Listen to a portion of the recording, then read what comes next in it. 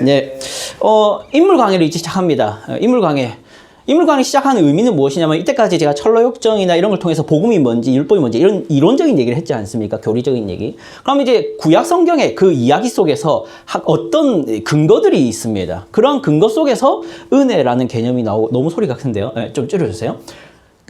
은혜라는 개념이 구약의 이야기 속에서 하나님이 실제적으로 아브라함이란 한 인물, 이삭이라는 인물, 야곱이라는 인물 속에서 정말로 은혜의 개념으로, 은혜의 원리로 그 사람들을 인도해 오신 게 맞는가? 율법이 아니라 은혜인가? 이것을 확인하는, 확신을 가지는 그런 시간들을 가지기 위해서 인물 강의를 가져와봤습니다. 그래서 오늘은 아브라함 하면 다음은 뭐 하겠습니까? 이삭을 할 겁니다. 그리고 그 다음에는 야곱 이렇게 할 겁니다.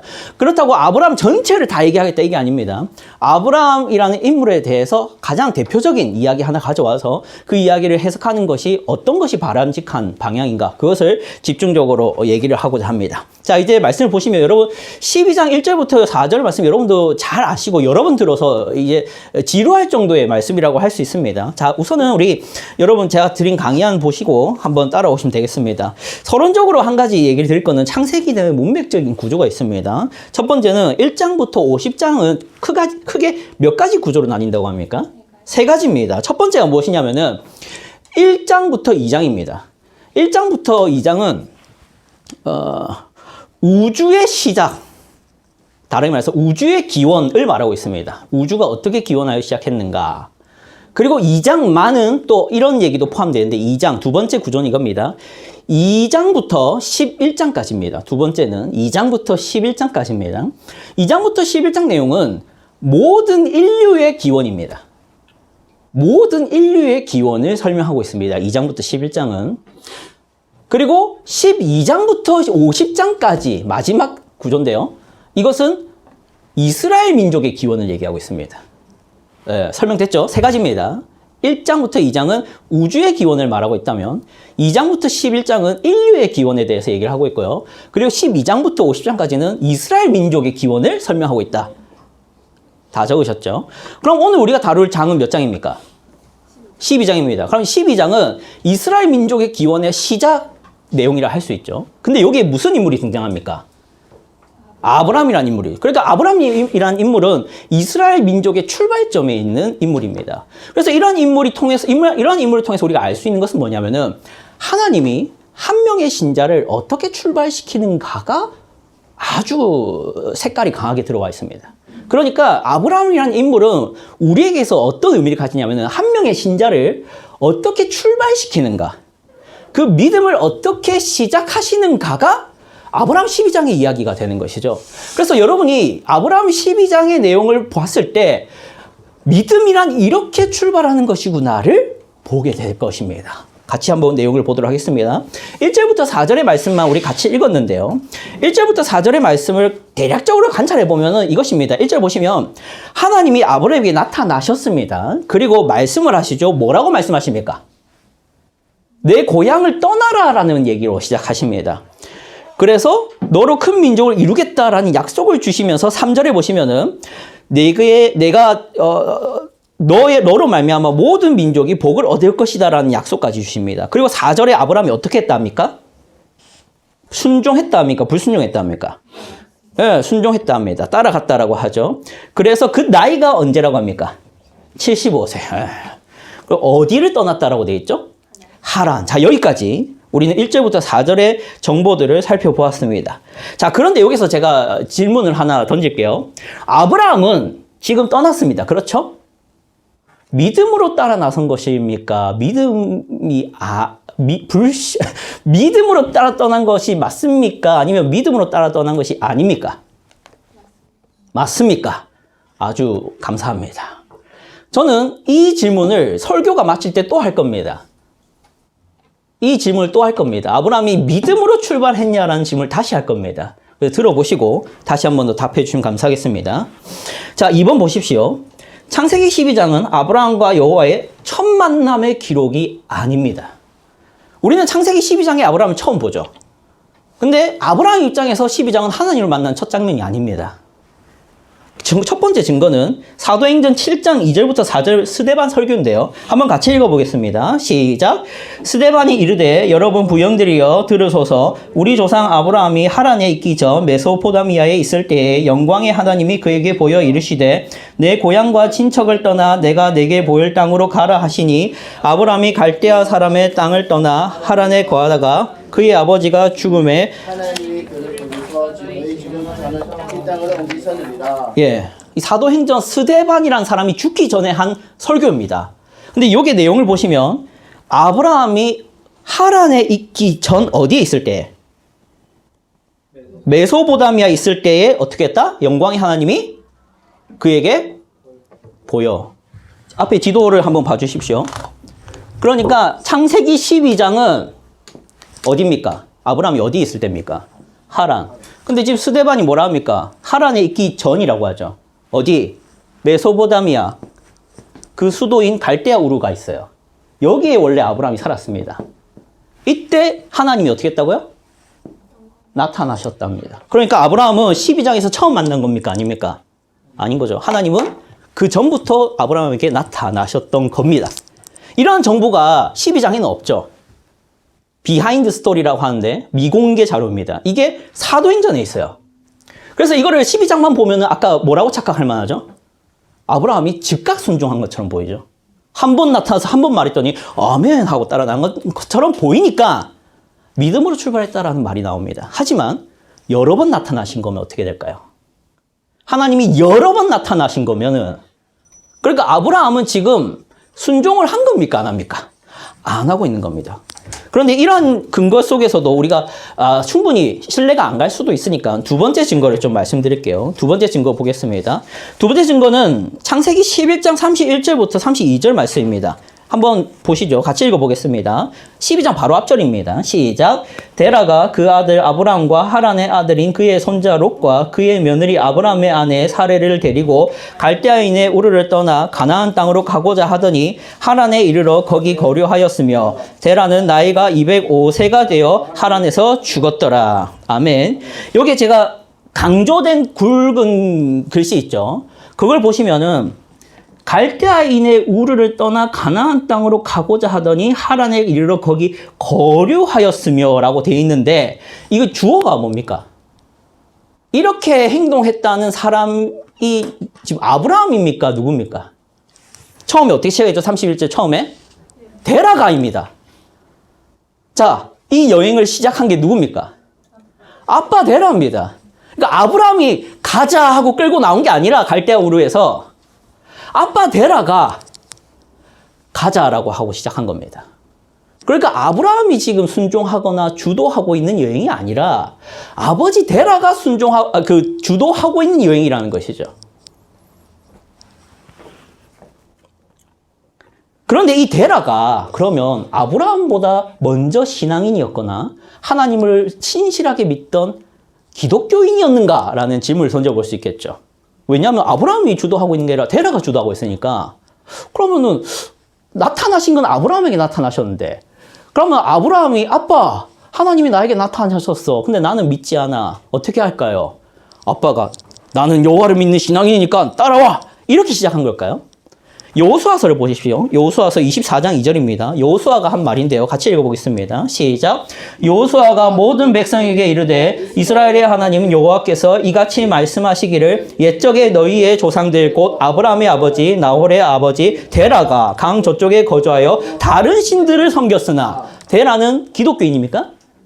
이방 숭배자, 이방신 숭배자입니다. 그리고 다른 말해서 우상 숭배자입니다. 그러니까 불신자죠. 그러니까 이 하란까지 온 게 신앙인들이 오고 있는 게 아니라 지금 불신자들이 특별히 불신자 데라가 주도하고 있는 거예요. 이 하란까지. 그런데 하란에서 어떻게 했다 하죠? 거기 31절 다시 보시면 거기에 거류하였으며 라고 되어 있죠. 그리고 다시 한번 창세기 말씀을 다시 한번 보십시오. 창세기 11장 창세기 11장 32절 다시 한번 보십시오. 데라는 나이가 205세가 되어 어디서 죽었더라? 하란에서 죽었더라. 자, 그러면 창세기 12장 장면은 아버지 데라가 죽기까지를 기다리시던 하나님이 그 아버지가 죽자 나타나셔서 다시 한 번 더 아브라함에게 이젠 가라 라고 말씀하신 장면이 되는 겁니다. 자, 그렇다면 다시 한번 질문할게요. 앞에 질문했던 거. 아브라함은 믿음으로 출발했습니까? 믿음으로 여기까지 왔습니까? 어때요? 아니에요. 아브라함은 자기는 별 가고자 하는 의도도 적극성도 없는데 아버지가 됐든 이방신에 대한 종교심이죠. 그 종교심 때문에 아브라함을 하란까지는 데려온 거예요. 그런데 이 데라마저도 하란을 넘어서지는 못하고 있는 것이죠. 왜냐하면 그는 참 백성은 아니니까. 그런데 하나님이 이 데라가 죽자마자 아브라함에게 다시 또 나타나셔서 또다시 설득하셔가지고 가라 하시는 겁니다.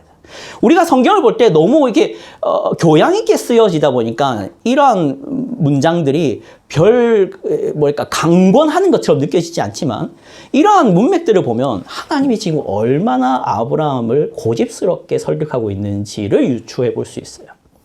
아브라함은 적극적이지 않습니다. 원치 않고 바라지 않습니다. 여러분 한번 상상해 보십시오. 여러분이 잠만 자면 신이 나타나요. 여러분이 그냥 걸어가는데 환상이 나타나갖고 가라 이럽니다. 그거를 하루 이틀이지 일주일, 2주일, 3주일, 4주일 하여튼 몇 달을 그렇게 반복해 보세요. 힘들어요? 안 힘들어요? 힘듭니다. 그래서 가고 있는 거예요. 그래서 다시 한번 묻겠습니다. 아브라함은 믿음으로 출발했습니까? 아니라는 거예요. 믿음이 무엇입니까? 여러분이 출발하는 겁니까? 누가 출발하는 것입니까? 하나님이 출발하는 것이 믿음이다라는 겁니다. 그런데 많은 사람들이 이런 착각을 하죠. 내가 믿어서 구원을 받았습니다.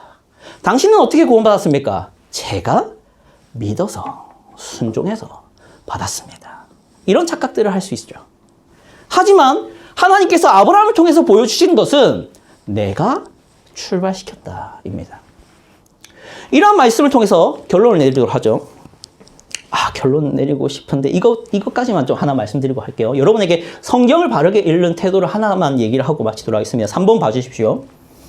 아브라함은 분명 믿음의 모델입니다. 믿음의 모델. 뿐만 아니라 성경에 많은 인물들이 나오죠. 그들은 다 여러분의 모델로서 하나님이 제시하는 게 맞습니다. 그래서 우리는 어떤 성경 인물들을 통해서 종종 모델론적인 설교를 듣게 되죠. 그렇죠? 여러분 아브라함처럼 믿으십시오 이런 설교 들어봤죠? 여러분 이삭처럼 행동하십시오라고 들어봤을 겁니다. 여러분 기드온처럼 용기를 내십시오라는 모델론적인 설교를 들어봤을 겁니다. 그렇죠? 그러나 모델로 쓰시는 것과 모범으로 쓰시는 것을 구분하실 줄 알아야 됩니다. 모델은 무엇입니까? 모범은 무엇입니까? 구분하실 수 있습니까? 여러분 사전적인 의미를 제가 가져와 봤는데 사전적인 의미입니다. 제 의미가 아니라 모범이란 어떤 대상이나 사람의 말과 행동이 따르고 쫓을 만큼 훌륭하거나 흠이 없는 것, 이게 모범입니다. 따를 만한 훌륭함과 흠이 없음이 있는 것을 모범이라 합니다. 하지만 모델은 모형, 본보기라는 의미를 가지죠. 같습니까? 다릅니다. 그런데 우리는 성경을 무조건 모범론적으로 읽을 수 있고 그렇게 설교할 수 있습니다. 아무나 갔다 와가지고 이 사람처럼 하십시오라고 말을 하게 되는 것이죠.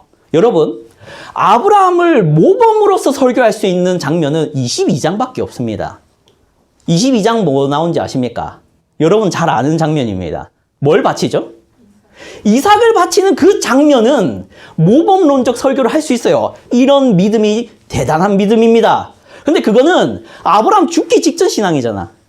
처음부터 그렇게 잘났습니까? 아니라고요.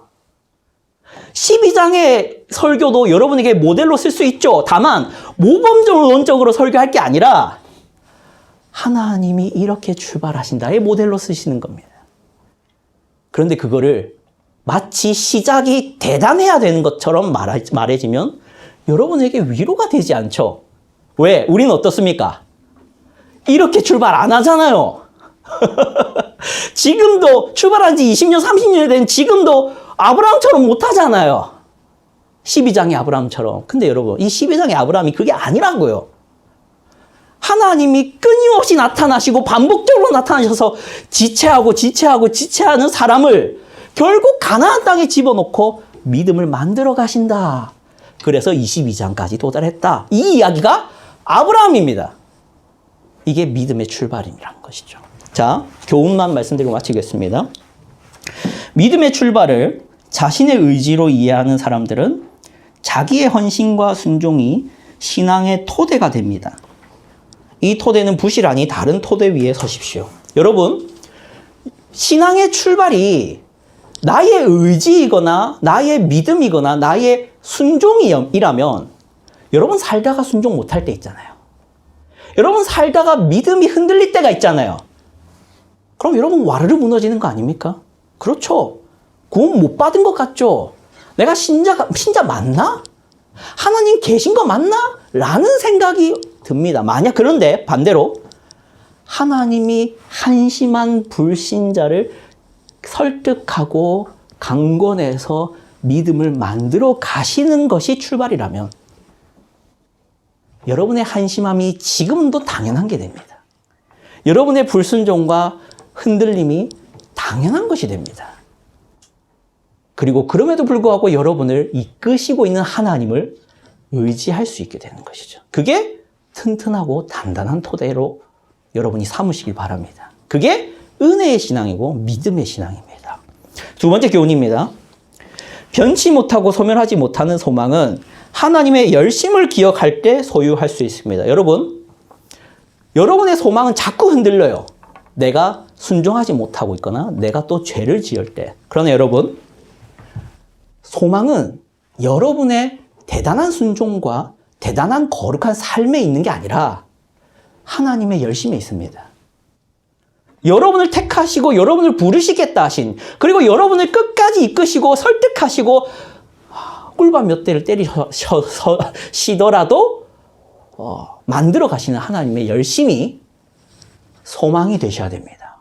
그렇다면 이것은 변치 못하고 흔들릴 수 없는 소망이 된다는 것이죠. 이러한 신앙을, 이러한 믿음 생활을 할 수 있는 여러분 되기를 바랍니다.